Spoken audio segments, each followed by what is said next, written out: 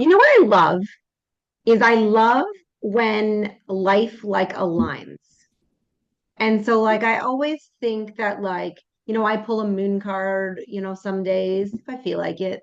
Certain things kind of align, like the universe aligns things. And so yesterday I went to see like my weird chiropractor dude that I see that does muscle testing and stuff. And before I went, I usually have him test my supplements. And so as I've been thinking about my own hormones and so forth and doing research and all the things, I was like, I really want to focus on my gut health.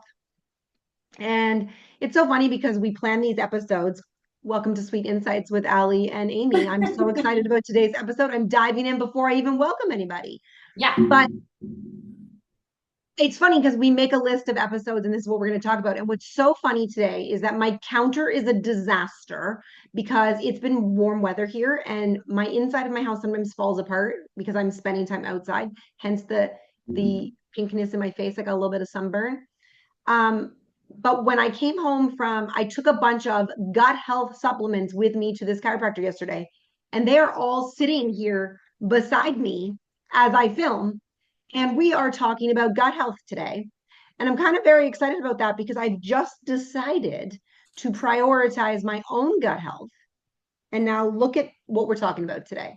Love it. So, if you want, I can even later on in the episode share some of the things that I am going to try to help with my own gut health. Absolutely.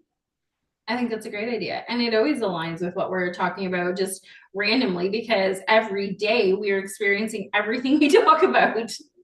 Right? Right. So,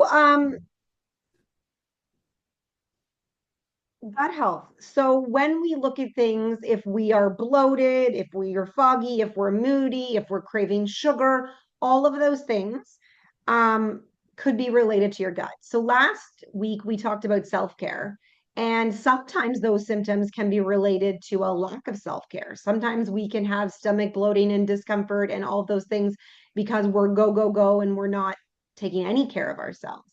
But other times they can be very related to gut health. And so there are different gut infections, parasites, different things like that that can be effective in your body, but also our hormones. And what we're doing in our gut will also alter our hormones and either support our hormones or hinder our hormones. So today's episode is really, really important because those are things we're not always thinking about, right? When we're having hot flashes, we're going through perimenopause, we're not necessarily thinking about our gut. So let's kind of connect that all together today. Um, Can I pause you for and 1 second? yeah, Pause. So maybe at some point too, we can for our listeners, because I know I'm always intrigued by it, but you talk about parasites. Maybe we should do rather than have a whole episode on it, maybe we should have a little post about it and things that you can take if you want to deworm yourself, quote unquote, for people who are not watching us on YouTube. But like maybe you need to put a little post about that because I know that you have a process that you do for that. And it is something very interesting because I often think about it with bloat and weight gain and brain fog and cravings. And I wonder if that's something that listeners would be interested in hearing a little bit more about. And maybe people are not into it, but I know that there's a lot of clinics that are really not necessarily local to me specifically, but I know in Australia specifically, they do. I can't remember what it is, but basically, you get a clean out and you can see parasites come out in your clean out. it's like a colon flush. Yeah, that's the word. I kept wanting to say colonoscopy, which obviously it's not a colonoscopy. That's not what happens in a colonoscopy. But colon flush, yes. Yeah, so I have never done a colon flush personally, but I have heard great things about it. So the chiropractor that I see does a lot of homeopathics. And so he does muscle testing to help you figure out which parasite medicine is going to be best effective based on the parasite you have. And he does muscle testings to determine a parasite, which is super weird and whatever. And so I've actually gone and done a stool sample test to see if I have a parasite after he's told me I have a parasite, and I did, which is super interesting. So if you have like a certain types of parasites, your family doctor will give you antibiotics. A lot of homeopathic type doctors will, vote against that and would support your body more with homeopathics. So two of the homeopathics that I've taken before, not at the same time, but separately, would be R56 is a very common homeopathic for parasites, and black walnut. So both of those are probably two of the most common ones. There's about 9 different ones that you could take. Some of them are pills, some of them are liquids, but those are the most common. Even when my kids were little, like we would apply it on their belly button to kind of help them do a homeopathic cleanse. Huh. So, okay, I find it fascinating. It's not what we're talking about, but it does relate to it. So maybe we should at some point do a little thing on our socials for it. Sure, absolutely. Oh, okay, so back to gut health. Yeah, so do you want to give our regular disclaimer? I do. This isn't medical advice. We are not doctors, although Ali is a wellness coach, and I have nothing to do with that other than I want to be well.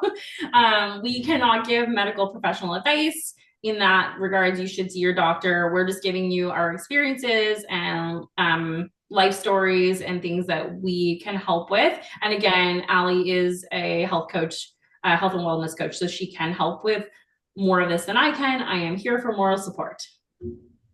Awesome. Awesome. So let's talk about our gut and estrogen. So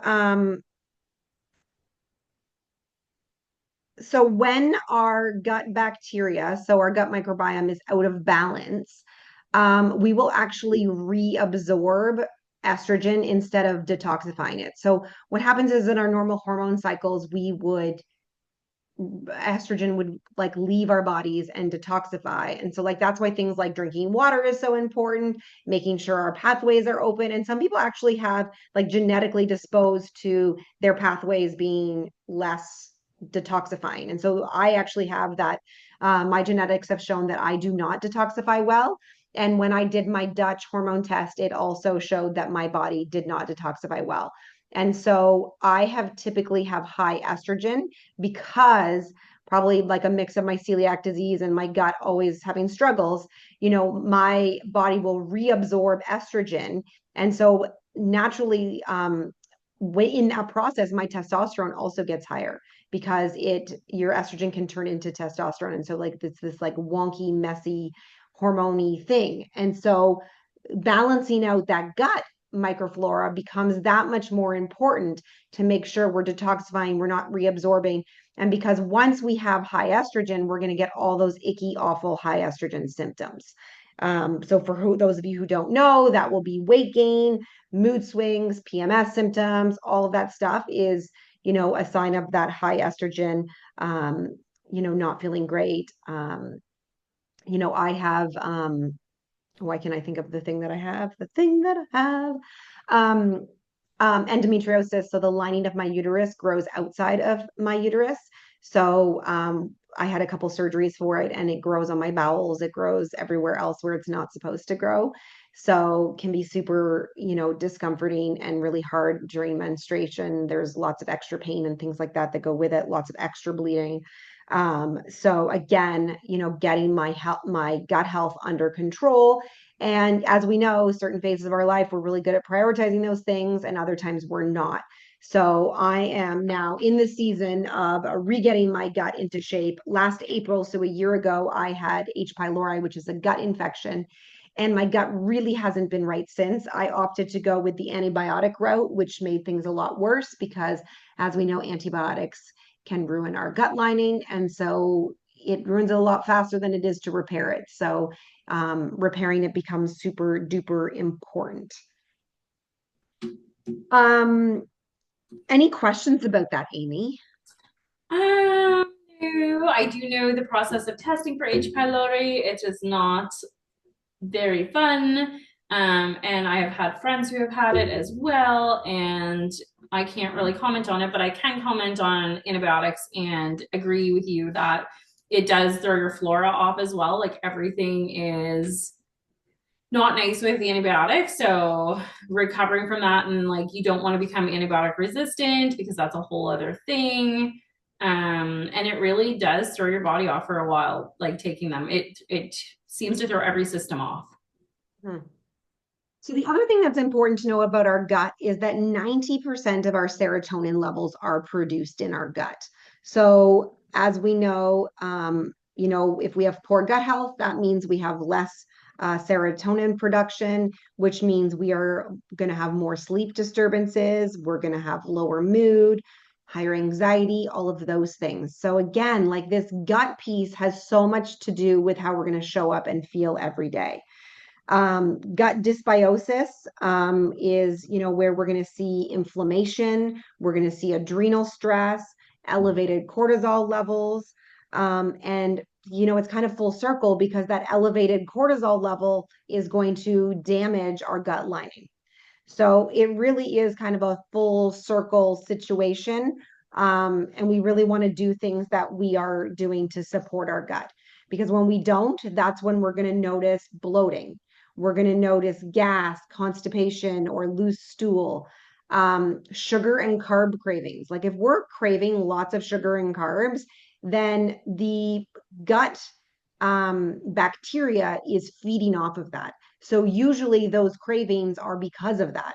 So again, it's just a full circle mess. Our mood swings, anxiety, irritability, brain fog, poor memory, skin issues like acne, eczema, dullness in the skin, and then all kind of over that ultimately then leads to poor immune function, right? When our gut microflora is not at its best, we're going to get sick more often, we're going to feel crappy more often, we're not going to be as resistant to getting sick when we're around sick people. So, I mean, this kind of ties back to that whole overall health, to that, and when we're in perimenopause and we've got all kinds of symptoms going on, all of this becomes that much more important. And as our hormones are changing, our gut microflora is changing, if we've been on antibiotics, all of those things. So, we need to really look at that as a whole picture and be like, okay, what are we doing to support our gut? Are we balancing our blood sugar levels? Are we eating all the sugar that's in front of us? Are we jumping into those cravings? What are we doing? And it's not just sugar, right? It's the carbs that turn into sugar, right? So at this stage of life, having a lower carb diet might benefit us because that's going to help us curb some of those cravings and so forth. Even my husband yesterday, my menstrual cycle feels off again this month compared to last month, and he looked at me and he was like, I don't think we've eaten a lot of vegetables this month. And we've had a bad vegetable month. And it's not so much about harassing ourselves and shaming and guilting ourselves because we've done that. It's about noticing it and then making that correction.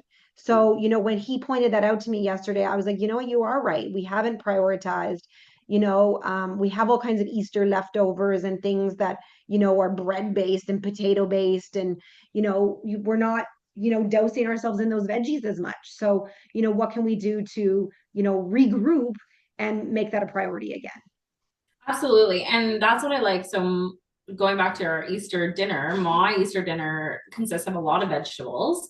Not all potato based, and not all bread based, but we do actually fit in a lot of them because my partner doesn't eat meat. So we have a big veggie based meal usually. Now, do they have cheese on them sometimes? Absolutely. But I am getting lots of vegetables. But the other day, was feeling rushed and I feel like I hadn't been eating as well as I had wanted to. So I went and got a veggie tray. Are they expensive? Could I prepare it for less? Yes, absolutely. I know this, you know this, we all know this. But it was the point of being quick and accessible that I bought the veggie tray because everything was cut up and ready to go. I could just sit and pick at it and then, or take it with me and go. Because I felt like I needed more vegetables. And although I do feel I eat a lot of vegetables, I just wasn't getting as much as often as I feel I should in my day. And it was like having them maybe every night to every second night, but really I want to have something every meal. So I just needed something I could pick up. Love that. And I think the important point in that is that eating vegetables doesn't have to be hard. You can Right. hit the easy button. You can order groceries online. You can order pre-made salads. You can, like, there are easy options nowadays to get those vegetables in. And so I think that that's where, whether it's, I mean, and it should be all the things, but if it's, some produce is going to be more expensive, you can choose a cheaper produce. Or, like if we're going to feel like garbage, we don't seem to complain about how much chips cost or how much the chocolate bars cost, but everyone complains about the cost of lettuce. Right. But if we're not spending the money on chips and chocolate bars, then and we're going to feel good eating the lettuce, then maybe we just need to buy the lettuce, Yeah. right? If the veggie tray is more expensive, but it's going to help you get the vegetables in, then that's the choice you made, and that's fantastic. Right. And Um, instead of, well, and like you said, instead of me buying chocolate bars or chips in that moment, I wasn't going to go home and snack on them, whether they were in my cupboard or I was buying them. I was going to come home and snack on veggies and have it there so that I can quickly grab that instead of going to the cupboard and grabbing corn chips like nachos or grabbing chips, grabbing even granola bars and things that have a lot of sugars and or starches. Like I just wanted to be able to grab something quick. And as much as I could also grab fruit, sometimes you just need vegetables. I don't always want something sweet. My sister-in-law was here from Alberta last week, and she was telling me that my brother and her have switched to snacking on sugar snap peas. That has become kind of a go-to for them because of the crunch. And so they might dip it in hummus or something. And Greg is currently in love with a dill hummus that they have at Costco. And so, he was dipping them in that on the weekend. And what a great way to like feel the crunch, but definitely something that's going to give you more nutrients. Yeah. So lots of different options that you can do. If you guys are looking for options, reach out to us. When we talk about gut friendly food, adding in things like fermented foods can be really, really good. So if you do know that your gut microflora is off, where can we add in things like sauerkraut, kimchi, kefir, and maybe even some yogurts if you are good with dairy, or if you're like me, getting some sheep yogurt, that kind of thing. Fiber-rich foods, especially prebiotics like leeks, onions, garlic, asparagus. And asparagus is coming into season in the spring, so it's a great time to get asparagus. You can grill it, do all kinds of different yummy things with asparagus. Anti-inflammatory foods such as omega-3s, so salmon, walnuts, flaxseed. And like flaxseed, I just think is something that everyone should just have in their fridge all the time. I buy the big thing of flaxseed, ground flaxseed at Costco, and I keep it in my freezer to keep it fresh. And then I just put it in mason jars in my fridge. So I've got chia seeds, ground flax seeds just in my fridge. I can add it to yogurt. I can add it to a smoothie, or even making your own granola bars. Like you can buy like actual flax, mix it in with raisins, a little bit of maple syrup, and flatten it in a pan and bake it. And then like an amazing breakfast is to have like a coconut milk cappuccino, a pear, and that granola. It's like epic breakfast for the fiber content. Um, and then, like we've always talked about, balancing your blood sugar level is so important for your gut health. So it doesn't matter if you're pre-diabetic or diabetic, following a low glycemic diet is really beneficial for anyone. And so looking into that, doing that. If you need help with that, I'm definitely available to help people set that up. Yeah, and then why don't you talk about, since I've done so much talking this episode, when we coach together, I really emphasized and talked to you about mindful eating practices. So why don't you share with us what you learned when we were coaching together about that? I learned I definitely don't do this enough. So it's not something that I am very good at practicing, but I try. So chewing your food thoroughly. So it don't be like my dogs and eat everything like a snake, where you just open your jaw, unhinge it, and like swallow everything down. Take your time, chew each bite thoroughly, because I have a digestion. word for it. I call it schnorfling. I Oh, don't even know, like, but I like how you referenced it as a snake. I think yeah. that's amazing. Unhinging your jaw like my dogs. But so digestion starts in the mouth. So you do need to start there and actually properly chew your food. Try not to multitask while you're eating. Not good at that, but something I'm working on. Just be in the moment, eat your food, enjoy, like even watching TV, says Ali, we shouldn't be doing when we are eating. Just take some quiet time and be mindful of your meal. Sit down, pause before or before and after eating to support your parasympathetic nervous system. Um, just slow down. You don't, it's not a rush, but you should try and eat your meal within 30 minutes, I think is overall your kind of timeline for eating. And then lifestyle and supplements. I know we talked a little bit about them, but do you want to go over those, Allie? Yeah. So, you know, I'm going to share because sharing is so fun. So, one of the things that I take is a powder that one of the naturopaths that I work for actually sells this, but it's a powder that tastes like fruit punch. It has L-theanine in it. It has GABA in it. It's a lot of like calming things. So most of my clients take this because most of them are high stress. So this is something that you can mix in your water, help get your water in, and it will be really grounding for you. Um, Amino acids are a great supplement to take because they're your building blocks for your protein. So I am adding that into my regime. I am adding in a probiotic that I'm going to take at lunch every day. And so the recommendation from experts is that you switch your probiotic every 4 to 6 months so that you're not getting the same strain all the time. So this is one that I switched between. One of the new things I'm adding is I am adding an L-glutamine powder, which is it helps restore depleted levels due to stress in your gut. So this is a powder that I am mixing in to my smoothies to help with my gut healing. Just because of that H. pylori that I had, and I just know that things are kind of like out of wacky whack. Um, so I'm kind of excited about this. I've never Yeah. taken this supplement before. We'll have to talk about that off camera and then maybe we can talk more about it another time, but that's very interesting. Yes. Mhm. So I did some research about that and I am trying that into my life. And I'm also adding in a collagen powder that I started last week as well. Just because, they talk about how you age and your collagen production and all of that. And so that is another thing that I've added in to my regime. And I also take vitamin D and E and iron because of my celiac disease. My iron is always low, which depletes my energy. And I struggle to get that up. So that is what I take. And I've also started daily walking. With the weather changing, I thought it was really, really important that I get outside. I sit a lot all day. And so I really wanted to get movement into my life.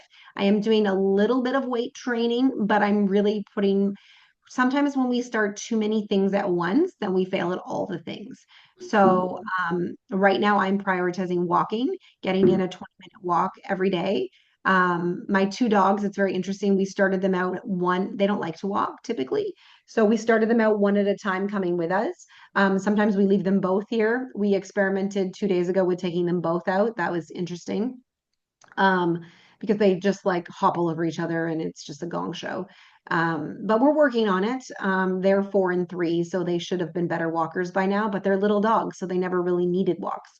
And they would prefer to just run around in the house. So, um, yeah. So, and I find once I get walking in, my water consumption is better too, which is again good to flush everything out. Um, so yeah. And I Um, think all of those things, affect your mood and everything. And they're going to just overall, help me through this perimenopausal phase of my life. I agree. And so if I was going to add some sweet takeaways today, I would say add a gut-friendly food to your meal this week if you can. Maybe if it's fermented, fibrous, or anti-inflammatory, any of the things we talked about. Practice mindful eating. This means me. I know this. No phones, no standing at the counter, sit down, no distractions, and chew your food. And track your energy and mood shift with small dietary changes and see how you feel. Yes. And Yeah. that's key is noticing and have somebody else notice, right? Like your spouse is like the best person to say that, like, your energy, like, I noticed this, or, have them watch for it because sometimes we don't notice it ourselves. Yeah. But they'll notice it. Absolutely. And that's it. Awesome. Well, everyone, thanks for joining us this week. Make sure to tell your friend about our episode. and share it if you feel like you should. And let's keep this community going of women supporting women. Bye. Thank you. Bye.